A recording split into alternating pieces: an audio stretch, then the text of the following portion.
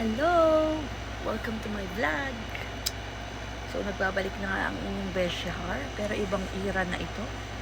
I'm a mom with this little cute baby.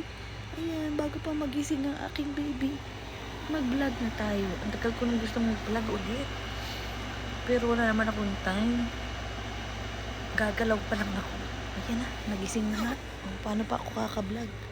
Baby, paano tayo kikitang pera? Gigising ka na kagad.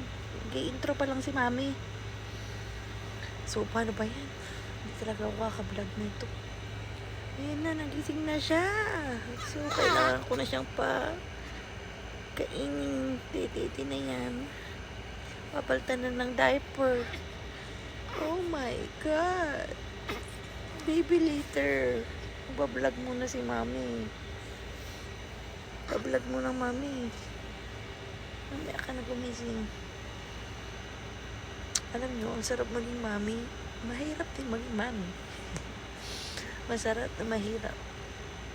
Pero nakakatuwa kasi ibang journey na ito. Ayan, natulog na ulit siya. So, kukwento na ako. Ang dami akong pinagdaanan bago ko na ilabas yung batang niya. Tanan! Ang kagandahan lang, tutulungan kami ng kanyang daddy.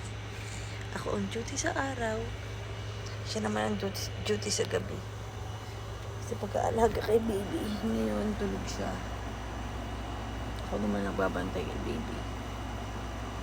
Yun yung pagandahan. Mahirap lang pag nagising nga siya. Hindi ako kakagawa. Tapos sabi, matulog daw. Kapag tulog yung baby, ihihiga pa lang ako, gagalaw na siya. Paano ba yan? Tapos hindi ka na makasuklay, hindi ka na makaayos. Hindi ka na maka-skincare. Hindi pa gumagalaw na siya. O sige na. Bukas ko na itutuloy ang aking vlog. Baka umayak pa siya. Sige na, bye-bye.